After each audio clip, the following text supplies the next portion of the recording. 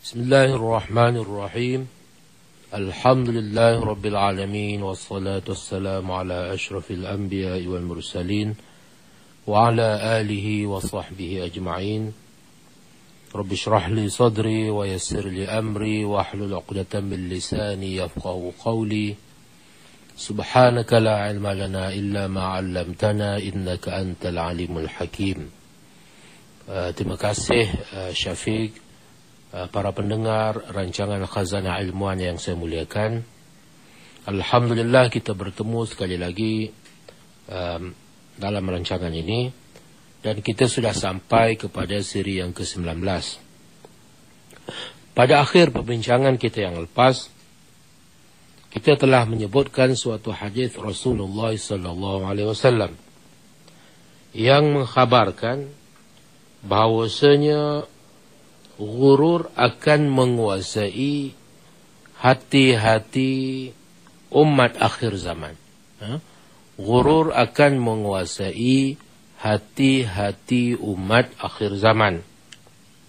Jadi ini adalah merupakan suatu janji daripada Rasulullah SAW.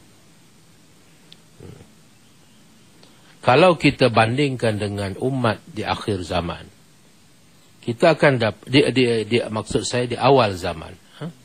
Umat di awal zaman kita akan dapati mereka amat menjaga ibadah. Mereka amat menjaga ibadah. Dan mereka mengerjakan amal saleh.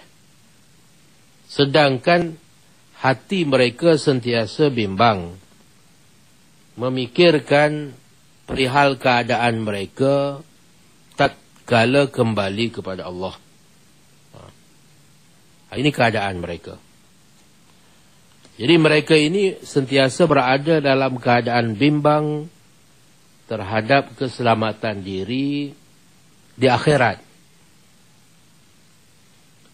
Sedangkan pada sepanjang masa, pada waktu malam dan siang, mereka sentiasa dalam keadaan taat kepada Allah.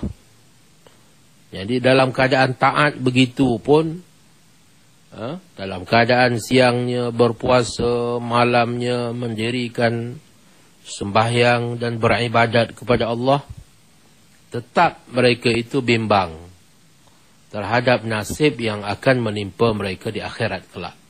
Itu hal keadaan umat yang terdahulu. Orang-orang yang kita panggil salafus salih. Jadi mereka ini bersangatan takwa mereka kepada Allah. Mereka sentiasa menjauhkan diri dari perkara syubhat. Mereka sentiasa mengawal diri daripada mengikut hawa nafsu. Mereka sentiasa menangis mengenangkan kesalahan, kekurangan diri dan dosa yang mereka lakukan. Tetapi kalau kita bandingkan dengan umat yang ada pada hari ini, yang disebut dalam hadis tadi, umat yang ada pada zaman kita ini, kita dapati manusia kebanyakannya merasa aman dan gembira serta tenteram hati mereka.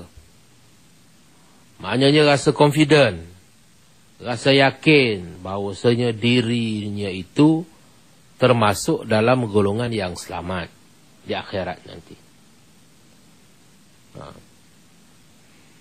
Engkau dapati juga mereka tidak bimbang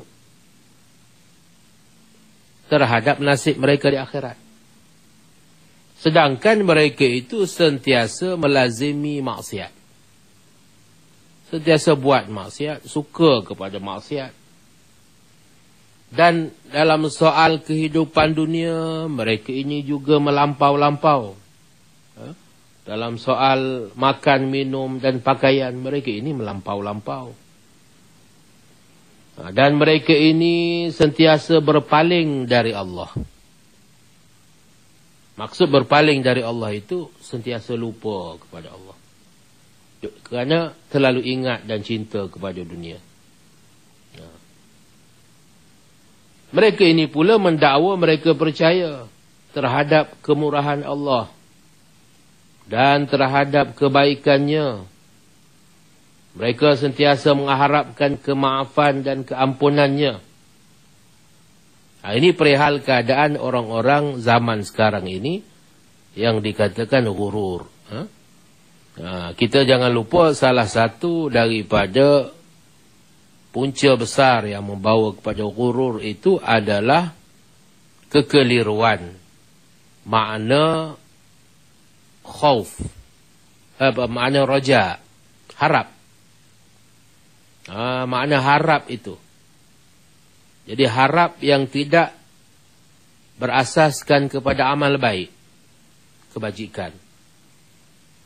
Harap yang tidak berasaskan kepada takwa, takut kepada Allah sehingga menjauhi dosa dan maksiat.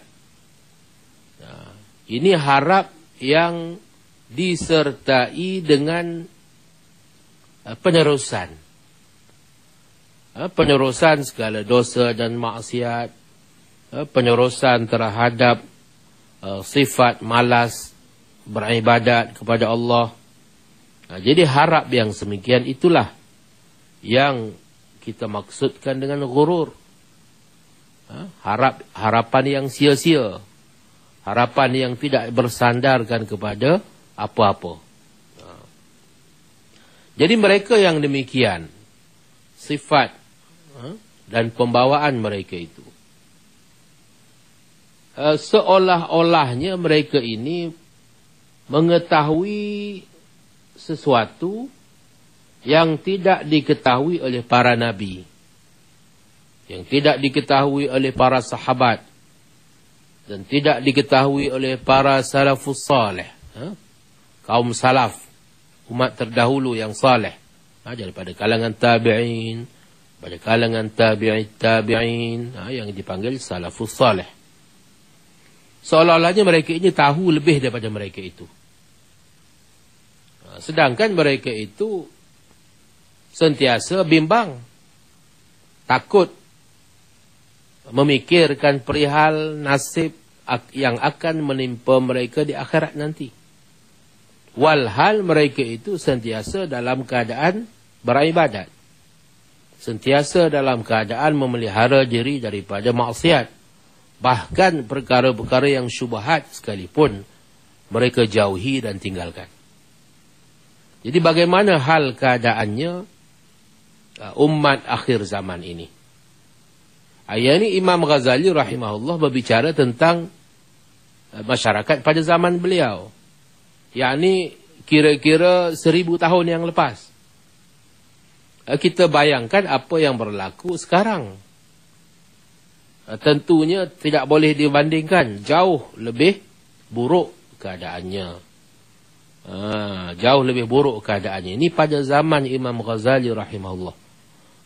Zaman di mana manusia, kata Imam Ghazali, kebanyakannya merasa aman, merasa selamat, merasa yakin. Yakin apa? Yakin selamat. Yakin tak ada masalah. Yakin semuanya baik-baik sahaja. Jadi katanya, kata Imam Ghazali, kalaulah perkara ini didapati dengan angan-angan dan diperolehi dengan mudah, apakah sebab tangisan, kebimbangan dan kesedihan mereka itu? Maknanya kalau sekiranya keselamatan di akhirat itulah, kesejahteraan di akhirat itu boleh diperolehi dengan mudah. Kenapa kita lihat, apabila kita melihat sirah salafus salih, para nabi, para awliya, sahabat, kenapa mereka itu begitu bimbang, begitu takut terhadap dosa-dosa yang mereka lakukan? Jadi telah disebutkan perbincangan yang mendalam tentang perkara ini di dalam suatu kitab yang khas, satu lagi kitab dalam Ihya Ulumuddin, yang diberi tajuk Kitab Al-Khawf War-Raja. Kitabul Khawf War-Raja. Jadi barang siapa yang ada kesempatan silalah rujuk perbincangan tentang persoalan ini dalam kitab yang berkenaan. Sehubungan dengan perkara itu, Rasulullah sallallahu alaihi wasallam telah bersabda dalam sebuah hadis, bunyinya, ya'ti 'alan nasi zamanun yakhlaqu fihi al-Qur'anu fi qulubir rijali kama yakhlaqu ath-thiyabu 'ala al-abdan. Amruhum kulluhu yakunu tam'an la khawfa ma'ahu. In ahsana ahaduhum qala yataqabbalu minni wa in asa'a qala yughfaru li. Akan datang kepada manusia suatu zaman di mana Al-Quran menjadi lusuh dari hati manusia sebagaimana lusuhnya pakaian pada badan. Ini bandingan. Seolah-olahnya Al-Quran itu dah lusuh, buruk, dah tak berguna, dah tak elok. Maknanya pakaian yang lusuh ni pakaian yang tidak lagi menarik perhatian sesiapa. Tidak lagi dihargai. Maknanya Al-Quran itu tidak lagi dihargai pengajarannya. Tidak lagi diambil peringatan darinya. Begitu. Jadi keadaan mereka semua adalah tamak. Tiada kebimbangan bersamanya. Macam mana tu? Tamak kepada keampunan daripada Allah. Tamak kepada rahmat daripada Allah. Nak segala-gala kebaikan daripada Allah. Sedangkan dia lupa satu perkara lagi, iaitu kebimbangan. Apabila seorang dari mereka berbuat baik, dia berkata, pasti diterima dariku. Buat baik saja yakin, ini akan memperolehi ganjaran daripada Allah. Yang ini akan dapat pahala, yang ini akan dapat keampunan. Sekiranya berbuat jahat, dia berkata, aku akan diampuni. Dengan yakinnya pula, bila buat jahat, dia yakin Allah Ta'ala akan mengampuninya. Ini hal keadaan umat di akhir zaman. Sebagaimana hadis yang disebutkan awal tadilah, tentang umat akhir zaman akan ditimpa penyakit ghurur secara berleluasa. Berleluasa ghurur itu. Rasulullah sallallahu alaihi wasallam mengkhabarkan dalam hadis ini bahawa mereka ini meletakkan tamak pada tempat bimbang. Pada tempat dia sepatutnya bimbang, dia tamak. Kerana kejahilan mereka terhadap amaran Al-Quran. Dan kerana kejahilan mereka terhadap isi kandungan Al-Quran. Jadi Al-Quran pada hari ini sekadar untuk dilagu-lagukan, untuk dinyanyi-nyanyikan, untuk dipertanding-pertandingkan. Akan tetapi panduannya dilupakan, peringatannya ditinggalkan, amarannya tidak diendahkan. Maka itulah yang dimaksudkan bahawa Al-Quran itu seolah-olahnya pakaian yang lusuh. Pakaian yang lusuh pada badan. Jadi contoh inilah, seumpama inilah yang dikhabarkan oleh Allah dalam Al-Quran tentang kaum Nasrani. Kaum Nasrani. Firman Allah Azza wa Jal, فَخَلَفَ مِنْ بَعْدِهِمْ خَلْفٌ وَرِثُوا الْكِتَابَ يَأْخُذُونَ عَرَضَ هَذَا الْأَدْنَى وَيَقُولُونَ سَيُغْفَرُ لَنَا. Kita tengok perbezaan, persamaan sifat kaum Nasrani yang disebut dalam ayat ini dengan hadis yang kita sebutkan tadi. Apa maksud dia? Maka mereka kemudiannya digantikan oleh keturunan-keturunan yang jahat. yang mewarisi kitab Taurat. Jadi keturunan yang asal daripada pengikut Nabi Musa alaihissalam itu diwarisi. Yang asal yang baik-baik itu dah mati apa semua. Jadi anak cucu yang datang kemudian ini, mereka itulah yang menjadi pewarisnya. Akan tetapi mereka ini disifatkan sebagai pewaris-pewaris yang jahat. Tak sama macam tok nenek mereka. Macam mana mereka jahat ini? Tafsirnya, mereka mengambil kebendaan yang hina di dunia ini sambil berkata, akan diampunkan kelak dosa kami.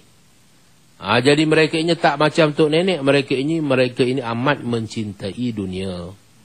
Bahkan daripada dunia tu dia ambil yang hina-hina.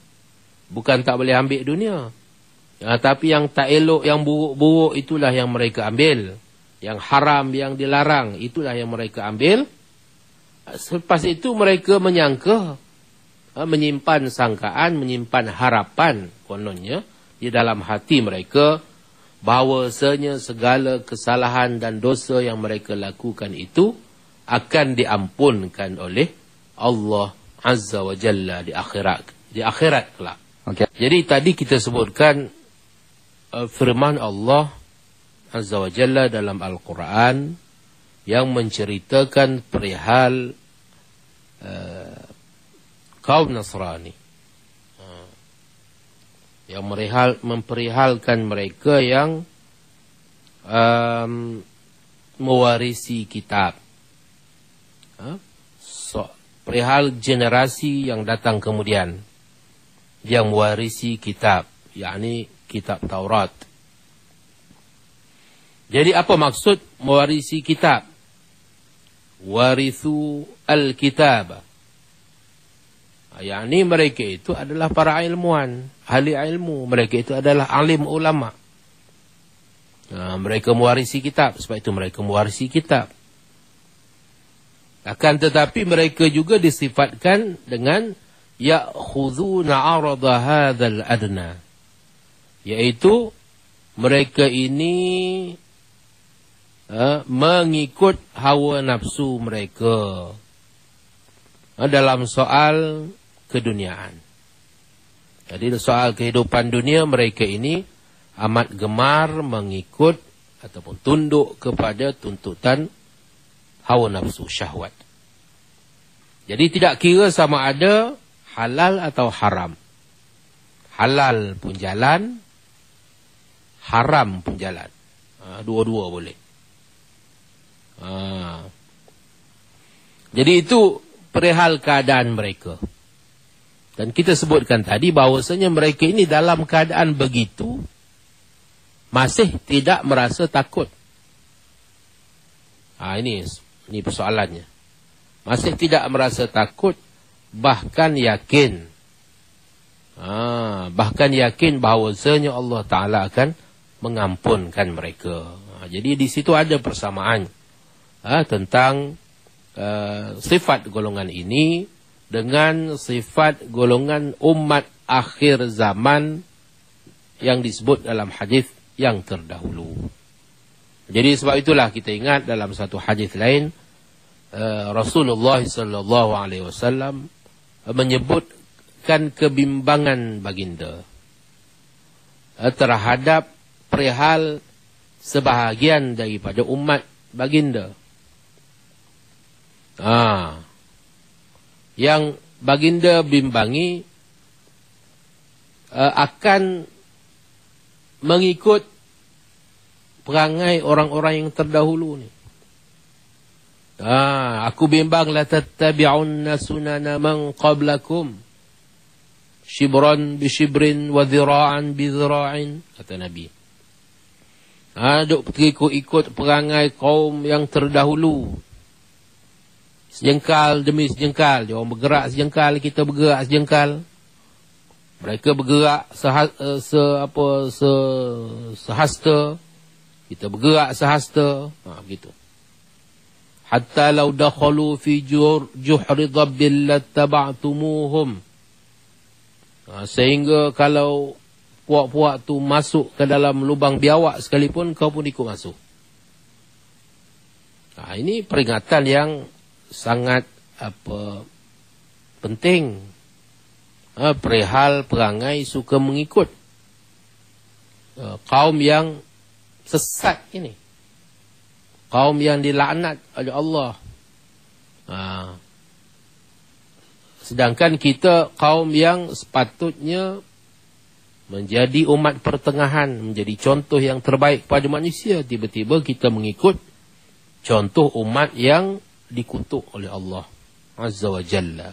Jadi kita pun jadi macam mereka juga. Waliman khafa maqama rabbih jannatan. Firman Allah Azza wa Jalla, waliman khafa maqama rabbih jannatan. Ini sebaliknya. Sedangkan bagi orang-orang yang takut kepada Tuhannya. Orang yang takut kepada keadaan dirinya semasa berhadapan dengan Tuhannya. Di mahkamah Allah Rabbul Jalil. Yang takut ini disediakan baginya 2 syurga. Disediakan baginya 2 syurga. Dzalika liman khafa maqami wa khafa wa'id. Balasan baik yang demikian itu adalah bagi orang-orang yang takut akan sikap keadilanku dan takut akan janji-janji azabku. Jadi ayat ini pun menyebut tentang balasan baik terhadap mereka yang bagaimana? Mereka yang sentiasa takut dan bimbang. Bukannya mereka yang ambil mudah kepada Allah. Ambil mudah kepada amaran Allah. Jadi bila dia ambil mudah kepada Allah, dia sangka Allah Ta'ala itu boleh dia permain-mainkan. Dia sangka Allah Ta'ala itu senang-senang saja memberi keampunan tanpa meneliti. Sedangkan Allah Ta'ala itu Maha Adil. Maha Adil, takkan dia nak bagi senang-senang kepada orang yang tak jujur, orang-orang yang mengambil mudah, orang yang meringan-ringankan perintah agama, diberi jalan mudah. Bagaimana sedangkan orang-orang yang saleh itu seperti yang kita sebutkan tadi, sentiasa dalam keadaan beribadat, sentiasa dalam keadaan takut, sentiasa dalam keadaan bimbang terhadap kekurangan-kekurangan mereka. Bimbang terhadap dosa-dosa hatta yang sekecil-kecil mana sekalipun. Dosa yang kecil itu mereka tidak pernah pandang sebagai kecil. Sedangkan kita pada hari ini, dosa yang besar, yang ternyata besar itu pun kita pandang sebagai kecil dan tak ada apa-apa. Dan kita begitu yakin bahawasanya Allah akan mengampunkan sahaja dosa itu. Jadi begitulah dalam Al-Quran kita akan dapati dari awal hingga akhir terkandung di dalamnya amaran dan juga ancaman. Jadi kita kena ingat, bukan terkandung janji-janji baik sahaja. Kita jangan lupa, dalam Al-Quran juga mengandungi amaran dan juga ancaman. Jadi kalau sekiranya seseorang itu berfikir dan meneliti ayat-ayat yang menyentuh tentang amaran dan ancaman ini, pasti akan panjang kesedihan, pasti akan besar kebimbangannya, andai kata dia beriman, dia benar-benar beriman dengan apa yang terkandung di dalamnya. Ini bukan cerita-cerita yang disebut tanpa sebarang tujuan. Tujuan cerita-cerita yang berbentuk amaran dan peringatan ini adalah untuk tarhib. Tarhib mendatangkan kebimbangan, ketakutan dalam hati. Maknanya kalau ayat-ayat itu tidak berupaya mendatangkan maksud tadi, tak mendatangkan ketakutan. Sepatutnya dia takut. Tetapi bila dia baca ayat itu dia tidak takut, maka itu petanda ada sesuatu yang tak kena dengan imannya itu. Dia nak kena tanya balik, betul ke tidak dia ni beriman dengan ayat-ayat ini? Betul ke tidak dia beriman bahawasanya ayat-ayat ini adalah benar daripada Allah Azza wa Jalla? Dan engkau lihat manusia melihatnya sepintas lalu sahaja. Ayat-ayat tadi. Jadi ayat-ayat yang beri amarannya tengok sepintas lalu sahaja. Dia tidak beri perhatian kepada ayat-ayat itu. Sedangkan apabila membaca ayat-ayat itu, mereka bersungguh-sungguh dalam soal sebutan. Sebut ayat itu dia pastikan setiap huruf dibaca dengan tepat makhrajnya itu. Baca dengan tepat makhrajnya itu. Kemudian dalam soal barisnya, tebal nipisnya, dipastikan semuanya betul dan tepat. Jadi kata Imam Ghazali, puak-puak yang macam ini perangainya, seolah-olahnya mereka ini sedang membaca suatu syair Arab. Jadi baca Quran itu macam baca syair. Jadi tidak timbul kesungguhan untuk melihat maknanya. Apatah lagi beramal dengan apa yang terkandung di dalamnya. Yang dia bersungguh-sungguh hanya sebutannya. Nak menyebutnya. Ataupun nak melagukannya. Berlagu. Bertajwid. Itu saja. Jadi, adakah ghurur yang lebih besar daripada ini? Kata Imam Ghazali. Ada ke tidak lagi ghurur yang lebih besar daripada ini? Ini adalah merupakan sebesar-besar ghurur. Jadi semua ini adalah merupakan ghurur. Contoh-contoh ghurur terhadap Allah. Semua yang kita bincangkan tadi adalah merupakan contoh-contoh ghurur terhadap Allah. Maknanya tipu daya, salah tanggap, salah faham terhadap Allah. Dia ingat Allah itu apa? Itu maksudnya ghurur ni. Ghurur tentang Allah maknanya dia salah faham. Allah ni lain, dia tak kenal Allah. Bila dia tak kenal Allah, maka macam-macam khayalannya tentang Allah. Jadi khayalan yang salah inilah yang akhir sekali membawa kepada sikap dan juga perbuatan yang menyeleweng akhir sekali.